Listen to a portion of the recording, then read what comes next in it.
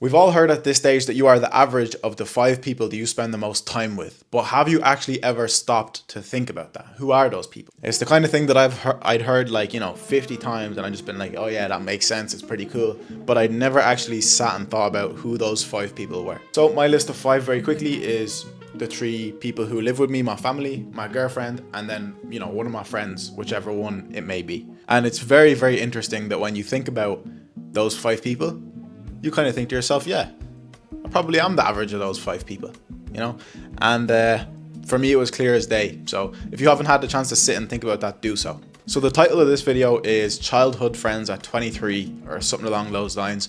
And essentially what it's about is, those friends that you had since you were young that you might still have to this day.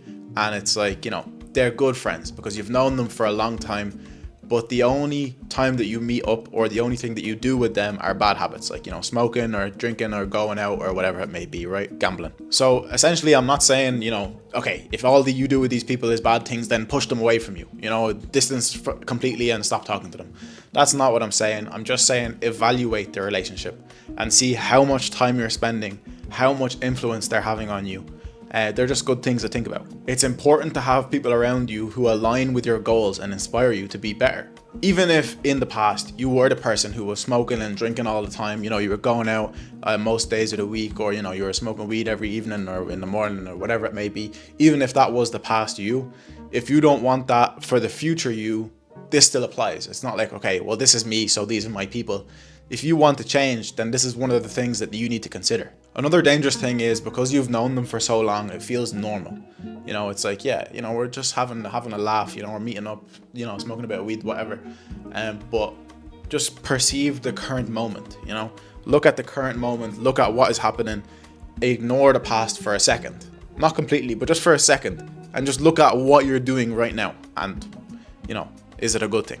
I obviously think it's good to have balance. You still need friends that you relax with.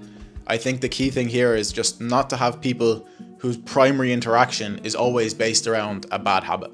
For example, a friend of mine, their family just recently started a business, and now, all the time we're hopping on calls and I'm telling them, yeah, you can do this with the website this way, and it's better to do this way, and we just talk about the business, and it's just so productive for the both of us because I get to learn what it's like on the inside of his thing, and then he gets my help with stuff on the digital side.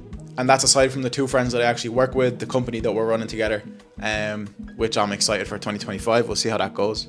Yeah, so those are 3 people there that straight off the bat, my primary interaction with them would be, about achieving our goals, even though, they're not really work related, they're all just friends. I think a key thing as well is noticing patterns in your friends' behavior. Like if they're trying to improve and they're making progress, well, then that's cool. Like you give them a hand, you do it with them, whatever it may be. But if they're like, going every weekend drinking, is that really the type of people that you want to spend your time with?